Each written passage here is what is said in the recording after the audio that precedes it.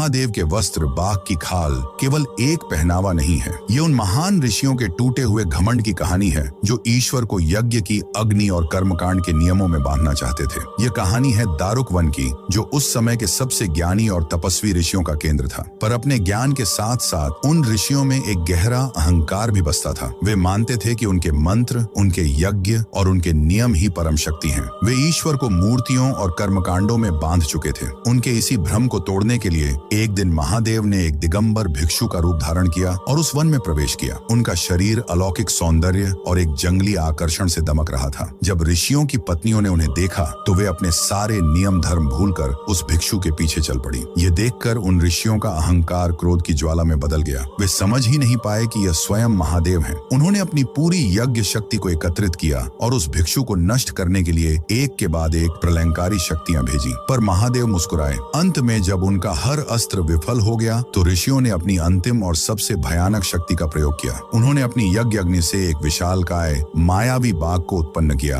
और उसे उस भिक्षु पर छोड़ दिया। पर वह बाघ जिस पर झपटा था वह कोई साधारण भिक्षु नहीं बल्कि स्वयं पशुपतिनाथ थे, पशुओं के स्वामी। महादेव ने उस बाघ को खेल खेल में वश में कर लिया और अपने नाखून के एक ही स्पर्श से उसकी खाल उतारकर उसे अपने वस्त्र की तरह धारण कर लिया। वह बाघ केवल एक पशु नहीं था, वह उन ऋषियों के अहंकार, उनकी अनियंत्रित इच्छाओं और उनकी कच्ची पाशविक शक्ति का प्रतीक था। उस खाल को पहनकर महादेव ने यह घोषणा कर दी कि वे केवल देवताओं के ही नहीं बल्कि हर उस प्राकृतिक और पाशविक शक्ति के भी स्वामी हैं जिसे मनुष्य नियंत्रित करने का दंभ भरता है। ये वस्त्र हमें याद दिलाता है कि सच्ची शक्ति बाहरी आडंबरों में नहीं बल्कि अपने भीतर की पशु वृत्तियों जैसे अहंकार और क्रोध को वश में करने में है। उस दिगंबर महादेव के सम्मान में जो अहंकार को भी अपना वस्त्र बना लेते हैं, कमेंट्स में जय पशुपतिनाथ महादेव अवश्य लिखें।